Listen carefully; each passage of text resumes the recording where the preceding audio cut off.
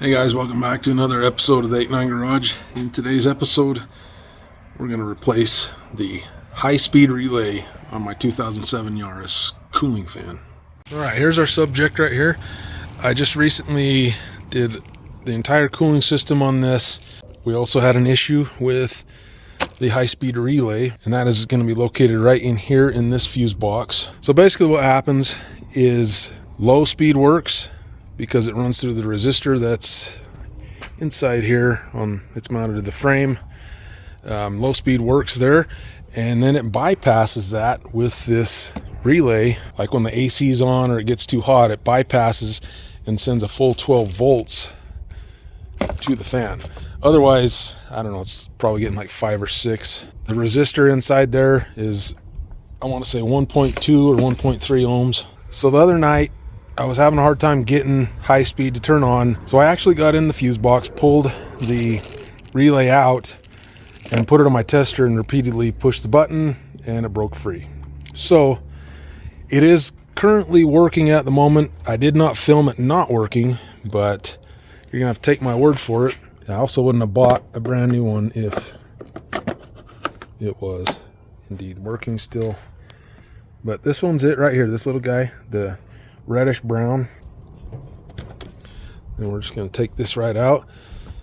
And the ones that I bought are OEM original Toyota. Just do a little comparison. Really, the only difference that I've heard on these is the original has copper pins and this one does not. So this one is just all steel.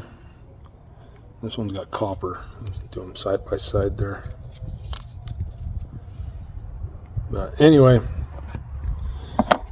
I don't care what it's made out of as long as it works. And so our 3 go on the right side there, go straight down in. I did buy a 2-pack so I can leave one in the car. This is also the same relay that runs the fuel pump, so it's good to have one on hand. Let's fire this thing up and make sure it works. All right. Turn everything all the way up. AC on. I can already hear it's on.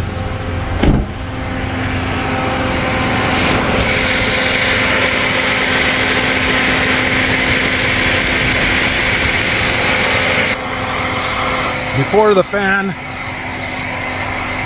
would be going so slow you couldn't even hear it.